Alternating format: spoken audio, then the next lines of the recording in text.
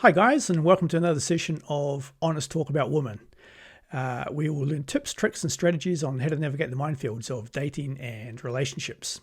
Don't forget to hit the like button, subscribe to the channel, and also comment in the comments section. It all helps with the YouTube algorithm.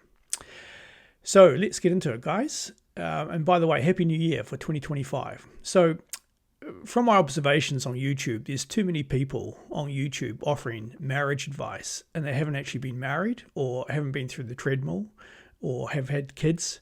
So be very selective on who you listen to in relation to marriage, because marriage is a biggie. It's one of the biggest decisions you'll make of your life.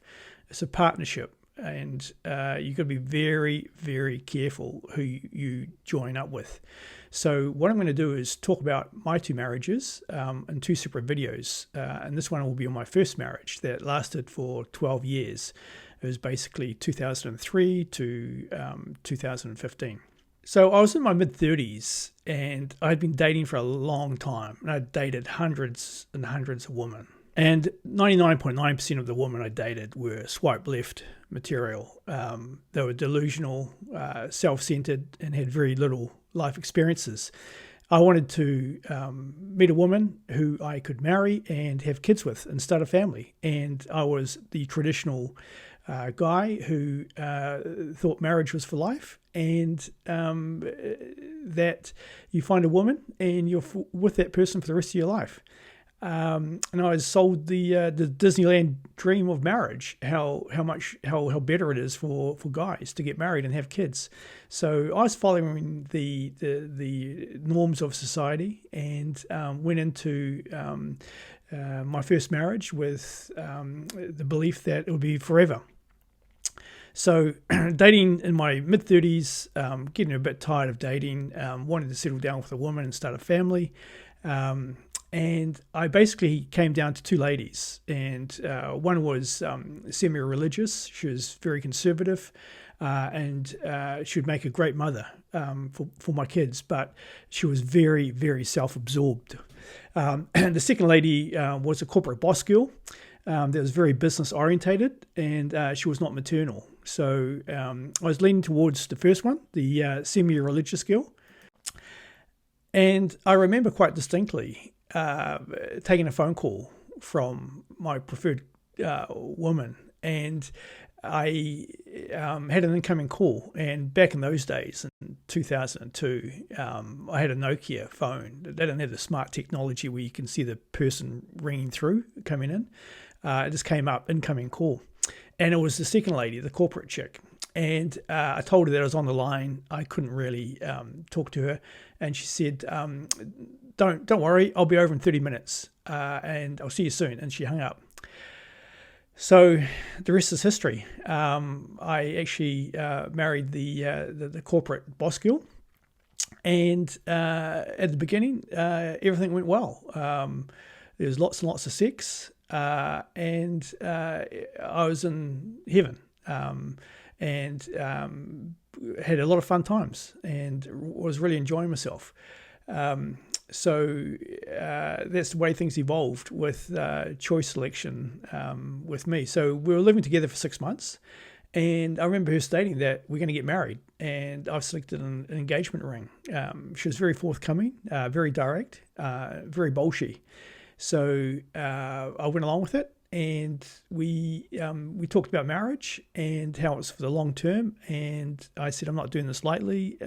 It's something I only want to do once. And I'm keen to have 4 kids. And she said up front, I'm not interested in kids, but I'll do it for you. So that was the first red flag that never came into my thinking at that stage. I was incredibly naive. I thought it was all going to work out perfectly fine, just like in the Disneyland movies. And everything would be hunky-dory.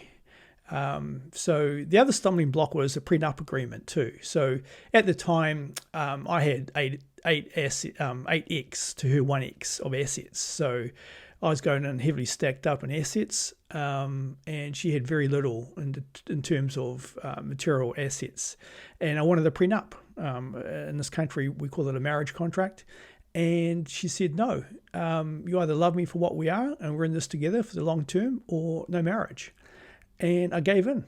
I didn't sign a prenup, and I went in, but there's one way to get around it. And at the time, I did a loan from my assets from a trust to us jointly, which would be paid off at $100,000 per year, interest-free, written off for every year the marriage went on for. And this marriage went on for 12 years, so 1.2 million was written off, but there was another 800,000 owing, and that became a bone of contention at the end. But anyway, we'll get through the how things went. So she organised a wedding. It was on Hamilton Island, which is off Queensland, the coast of Queensland in Australia, and it was a beautiful setting. The birds were singing. The beach was absolutely stunning, white sand, and it was just beautiful. It was a fantastic wedding. In fact, there's about 20 of us that went over, and I had two close friends, and it was really interesting because the night before I was to get married, one of my close friends who had been drinking came up to me and said, "Scott, she's not the woman," and he went off and started to dance on the dance floor, and it left me like a possum in the lights, just dazed by that comment. But obviously I didn't take it on board, and I went in and got married the next day. And the next day was great because the guys all went snorkeling, and looking snorkeling behind the turtles, the beautiful different colours of the fish, whereas the ladies had their massages, their pedicures, the manicures, got their hair done and all that sort of stuff. We met about 4 o'clock in the afternoon. We got married about 4:30 on the beach. And then we had the food and the drink served about 6 o'clock. It was absolutely beautiful, and it was a stunning day. And because I'd been snorkeling, I'd been drinking alcohol, I was exhausted. I'd been out in the sun all day. And I remember at 9 o'clock that night, me and my wife, we left the party early, and we went to bed. And we didn't consummate the wedding that night because we were both exhausted. And we're both fast asleep by 9 o'clock. But so the first 2 years was great. The great sex, and we're totally in love with each other, and nothing was an issue. And I also built a house. So we purchased an old Californian bungalow, and I renovated it, and I went down below and built a triple garage down below, and also popped the roof, and it's a magnificent house. This was my forever house. This is the house I was going to die in. And it was a beautiful house. I was just totally in love with the house, and every time I walked through that house, I had a story of tradespeople that couldn't do this or wanted to do that, and I wanted it done my way, and it had my DNA all over it, in terms of the construction. And in terms of the interior decorating, she had full Monty of how to interior decorate the house, and has done her way. So the first kid arrives 2005, and my wife was becoming very demanding in terms of outsourcing a lot of the home activities. So we had a New Zealand au pair. And they came and went, and we got German au pairs in that came for 12 months and stayed with us in the house. And we all had we had the gardener, we had the window cleaner, we had the cleaner, we had the handyman come around and do things. We had the guy that mowed the lawns, fed the grass, and so forth and so forth. And there's a lot of support staff, and it's becoming increasingly complicated because you're dealing with a lot of staff coming and going. Some staff didn't turn up, others turned up, others did a great job, others did a lousy job. And also what I started to notice with my wife was that she was becoming very concerned about who was coming on the premises. So if there's an au pair who was absolutely gorgeous and she felt the au pair was a possible threat to our relationship, she asked me to move the au pair on. And some of these women were just only 18 years old, very green and great heart. They just wanted to do a great job, and I had to move some of these ladies on, which I felt sorry for, because my wife just wanted to be the hen of the house, and there's only one hen that rules the nest. So played along with her, but she was becoming increasingly transactional. And hissy fits started to come in, and she became very irritant, especially with kids and especially with staff in the house. So there's a few things that stuck out, and one was I purchased a new business and I needed the overdraft to be extended. And back in those days, which is still relevant today, the bank not only wants a guarantee from the business, but also wants a guarantee of your personal assets, so that if the business becomes unstuck and can't pay the debt back, then it can go for your personal assets, which is standard in this country. And it is restrictive. It shouldn't be like that. But the banks are very aggressive in this country, and it's a small country, and they tend to have their own rules and not challenged by any other players. So anyway, we played by the rules, and I remember purchasing this business, and it took on an extra 26 staff, and it was a good business, but I needed a big overdraft. And to get a big overdraft, I needed to get my wife to sign off on the documents too, because she was a joint owner of the house. And I remember her very clearly stating that what's in it for her, what does she get out of it? And I explained it to her that we're in this together, and any capital gain of the business when it's sold or any cash flow from the business is ours. But she wanted more than that. And she basically said, look, I'm not signing the documents until you guarantee me a trip to Sydney for shopping. And it was basically then that I understood that this is going to be a very transactional marriage. So I played along with her, and that was the first time ever, and the only time ever, there was a possible chance of not meeting payroll. And we got the documents signed at the 11th hour, and the bank increased the overdraft, and I was able to meet the payroll. Very, very profitable business. It was construction.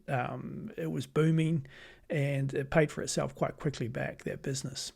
But I wasn't impressed with my wife at that stage, how transactional she was. So another thing is she got irritated by small things. Now, sometimes the gardener couldn't turn up, and my mum used to volunteer, who just lived close by, to come over and do the gardening. And I remember I was busy one day. I had a couple of businesses I was running at the time. I had staffing issues. I was always on the phone. I remember my mum ringing up and saying, Scott, you really need some plants planted. This is the best time to do it. Can I go down to the local plant store and get some plants? And I remember I was saying, yeah, that's fine, Mum, go ahead and do it. Just make sure you give me a receipt so I can pay you. And I came for about $850, $900. Anyway, she planted the plants, and they look great. But the very next day, I came home and all the plants had been ripped out and thrown on the driveway. And I knew who did it. And when I went into the house, I get an earful saying that under no circumstances can I do anything without consulting her. And I thought that was incredibly disrespectful to my mother. She was in her mid-70s. She was working in the heat of the day, and she'd planted all these plants, and they were just all pulled out and thrown on the driveway. So things became quite tricky going on from there onwards. She was becoming increasingly moody and irritable. And then the second kid arrives, and she knew from the start that I was in this for the long haul, and that I didn't want the stigma attached to being divorced.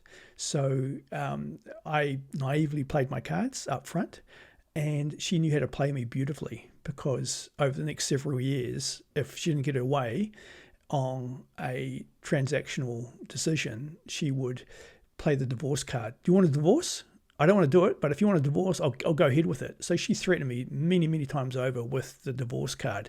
And I wanted to stick to societal norms and have a good marriage, and make it look like it was a good marriage from the outside, and be the family man with the kids. So the second kid arrives in 2007, and the complexity of the moodiness and irritation went up, and there was hissy fits galore.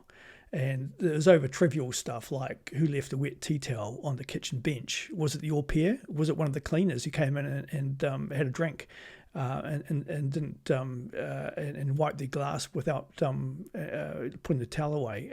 She wanted an investigation into it. I remember another one with the kids. The kids had trainer wheels on their bicycles, and I spent 2 or 3 hours in the hot sun on basketball courts trying to take their trainer wheels off. And the kids came off sometimes, but through perseverance and persistence, they got there and they could balance. And to me, that was a major achievement. And they got a few scratches and cuts coming off their bikes, but it was all part of the learning process. Kids are kids. And I remember going home that day, quite proud of the milestone I'd achieved with the kids. And God, did I get an earful. It was child abuse. How could I do this to the kids? Look at their knees, they're grazed.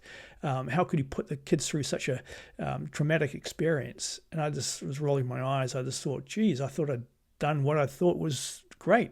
Part of nurturing the kids and bringing them up and giving them a new skill to learn how to ride a bicycle without the trainer wheels on. So that didn't go down too well, and it was becoming increasingly difficult to live with her. So I remember coming home on a Friday night exhausted, and there's always a massive outburst from her saying, do you know what I've been up to looking after these kids? And the au pair had left at 5 o'clock. I'd arrived at 6 o'clock. She was only in charge for about an hour of the kids. And it basically drove her up the wall. The kids wanted her attention. They wanted to do things with her. And she just found it the whole exercise of having kids and nurturing them a complete irritation. So I remember having one of my golf friends who had an important twist in my second marriage. He used to drive back and follow me back in my car, and I used to park my car on the side of the road and not go into the house because I'd just be given a barrage of things to do. And I used to get back into his car, change my clothes, get back into his car, and we used to go out to meet the boys for a drink. So. And then the disrespectfulness came, and I initially heard her in public at gatherings being disrespectful to me, overheard her speaking about me, and I just used to brush it off as she's tired, she's working long hours, she's irritable. I'll just forget it. But then I had some very close friends, and also my mother came up to me at one event and said, Scott, do you understand what your wife just said to you, about you to those other people? She was being incredibly disrespectful. So these sort of things just started to build up over and over and over.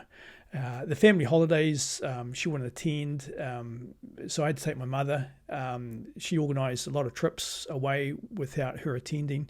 She just wanted to work and work and work, and that was her position of power and her enjoyment. So I remember her saying, we better start trying for kid number 3. And I just knew that if we had any more kids, it would just go over the wall. The marriage would just fall off the cliff. It's just too complicated as it is. And also, her body was changing. She wasn't staying in shape. And she wasn't a beautiful, well-groomed woman I married. So the sex life was dwindling down to nothing. And then she came out with the suggestion of an open marriage. And being a conservative guy, that wasn't for me an open marriage. It is, you're married to a wife, you dedicate yourself to the wife, and you're intimate with your wife. So that didn't wash with me, so I said no to that. And then she also brought up the comment that if you've got certain physiological needs, then you could look at comfort women, which are sex workers basically.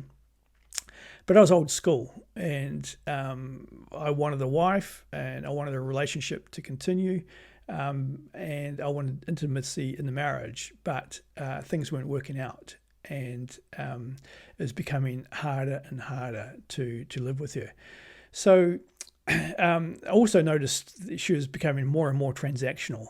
And she was earning good money in the corporate world, but she had a hopeless relationship with money. For every dollar she earned in the corporate world, she was spending about approximately $1.10. So she was spending way above what she was earning, and she was earning 6 figures, massively big 6 figures.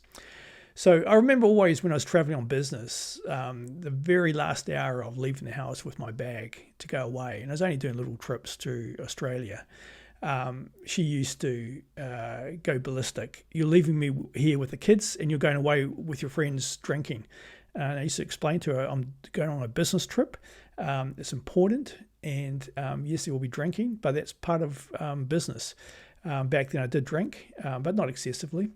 And she used to say, well, if you want to go and you want me to stay here to look after the kids, then we're going to have to get some nannies in.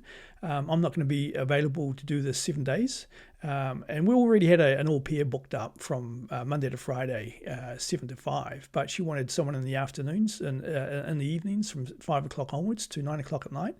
And she wanted some spending money. And she was transactional. And it really used to irritate me how she left things to the very last minute to have a hissy fit and then sort of demanded money from me. And then she always used to mention the D word. If you don't want to do it, we can get divorced.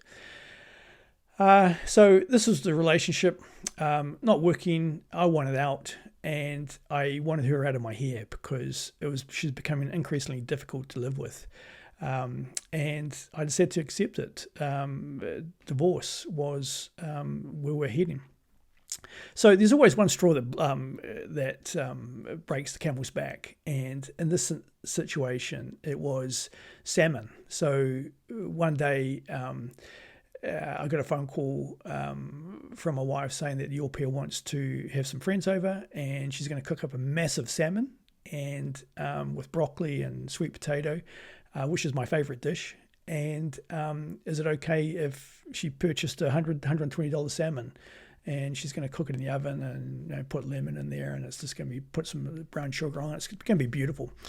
And because it was my favorite dish, I said, yeah, that's fine. Just make sure she gets a receipt because with receipts, I didn't want any inflation. I didn't want the au pair buying things for her personal use, like alcohol and things like that on my account. So I always used to ask for a receipt. Anyway, I remember I had a really tough day at work. I had staff letdowns, I had customer complaints, I had supply issues, I had resignations, I had new staff joining me, and it was an extremely busy day. And I got home about 7 o'clock. I was held up, and I was tired. I was exhausted. But one thing that did make me very happy is when I opened my car door in the garage. My dog, our family dog, came jumping up onto my knee and started licking me on my face. So that made me happy. So I was in a good frame of mind, even though I was exhausted. And I got out of the car, hoping to have a beautiful meal. And I could hear the champagne glasses clicking. And there's a lot of banter at the table. And I looked around, and I looked around, and I looked around, and there's no salmon left. And I shouted out in a nice way, hey, where's the salmon, guys? And my wife turned around and said, oh, it's all gone. And she just turned back and started talking again. And I thought, incredible, absolutely incredible. I was paying for all this and there's no respect, zero respect. I've got to get out of this. So I went quietly upstairs to my room or our bedroom, and had to think of a plan to get out of this relationship because it's just not working. Just not working. It's disrespectful, it's sexless, and there's massive hissy fits from her. So about half an hour later, she came upstairs and said, Scott, what's wrong? Why aren't you joining us? And I just couldn't believe she didn't understand why I was disappointed. It was because my favorite dish, the salmon, which I'd paid for, had all gone. And I just played it off and said, oh, I've just had a really busy day. I'm exhausted. I just need some time out. And she said, that's fine. And she went downstairs and I had to think of a way to get out of this because it just wasn't working anymore. And I gave her feedback and she suggested counselling. But I had my reservations about counselling because not only did I go through university with a lot of people wanting to be psychologists, I also had girlfriends at university who wanted to be family counsellors, and they were the most screwed up people I've ever come across.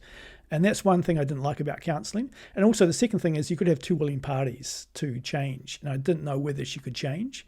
It's no good doing counselling if one person or one party can't change or it's not taking it seriously. So we did do counselling in a small way, and it was extremely expensive. I couldn't believe what they were charging, but it just wasn't working. She was who she was, and I couldn't undo that. So I knew divorce was going to be tough. I knew that she was going to be a very tough negotiator. And so to get her out of the house, I had to entice her. And we had several rental properties. And I said, choose a rental property. We'll live apart and take time out to reassess things. And I'll get my construction crew in to give you the bathroom and the kitchen that you want. You can, and I also will pay for the house setup. And my understanding was if you added value to the house, you're going to get it back when you sell it. So I wasn't throwing money away. It was going to be money that I'd get back later. So she moved into a house, one of our rental properties. She got the dream kitchen, the dream bathroom, and we lived apart to reassess things. But to me, it was over. I went and saw a separation divorce lawyer, and I did a separate video on that. There are boys and then there are men. And when it comes to lawyers, there are some lightweights and there's some heavyweights. And basically, you get what you pay for. And I was initially doing things on the cheap and getting nonsense advice by people who had no life experiences. So I decided to go get the best. And I got one of the best divorce lawyers in town. And I knew this was going to be tough. And she was going to be tough. And she even mentioned to me that if we're going to go down the divorce route, Scott, then I'll take you all the way to the Supreme Court. And I knew she was bullshitting because it wouldn't justify the means given the expenses involved and the money involved. So we did get a divorce settlement, a financial settlement, and the initial setup with my trust where I forgave $100,000 per year for every year of the marriage. She wanted the remaining $800,000 cancelled, and that was a sticking block. And I could have pursued it, and by this time I was into year 3 of litigation, and the legal bills are running up, all paid, but I didn't want to continue on, and I compromised to get her out of my hair, and I purchased her out of the family house and squared her off to what was agreed to, and we went our own ways. So post-evaluation, what could I have done differently? Well, I don't know what I could have done differently. I'm a pretty easygoing sort of guy, not a lot of things ruffle my feathers, and I perhaps was too easy and gave into too many things. But there's a few red flags that you need to look at, and these were well established when I first met her, and it was something that I should have cancelled at the onset. And there were things like her relationship with her mother. She had a very acrimonious relationship with her mother, and there was countless times when I had visited their home in the country and there's a nuclear explosion at dinner time because her mother was cooking the vegetables for too long in the water, or her mother was using too much oil in the fry pan. And there was shouting matches, and that should have been an immediate red flag that I'd completely looked over because I was blind and I was green behind the ears. Another one was her father. Her father sometimes was very deep in thought. When I visited their place in the country, and sometimes he just disappeared into the bush with his gun, and I was told he was gone hunting. And that was a signal back then that things aren't too good in the family life. So that should have been a red flag also. Relationship with money. So in the early days of dating, guys, you've got to work out the relationship that your woman has with money, because she was earning fantastic money in corporate, but for every dollar she was earning, she was spending approximately $1.10. So, and she just brought crap after crap after crap, a whole lot of useless junk that you just do not need. And as soon as the money was coming in the house, it was just going straight out again. And I was earning, at my peak, truckloads of money. I had some very cash flow positive businesses, and we had a very, very good life, comfortable life, but it wasn't harmonious. It wasn't comfortable. It wasn't peaceful. Also, hissy fits. If anyone displays hissy fits in the first 6 months, you can expect that to continue right on through. And that wasn't a red flag to me, and it should have been a red flag. Also, she was extremely transactional. What do I get out of it? As I mentioned, the stories above. So there are certain childhood traumas that she's incurred that shaped her to be the person she is. She had her shortcomings, and she was largely shaped by her upbringing. And she had character flaws. So no one's perfect. I understand that. I'm far from perfect. But you got to understand that people aren't perfect and they have their flaws. And I forgive her for her shortcomings, even though she wasn't the most compatible person to marry. We did have some good times in our relationship. We did have some good times. We had some fun times and some fun times with the kids, but they were few and far between. And it was a minority of those events. It was mostly drama after drama after drama. And I needed to get out.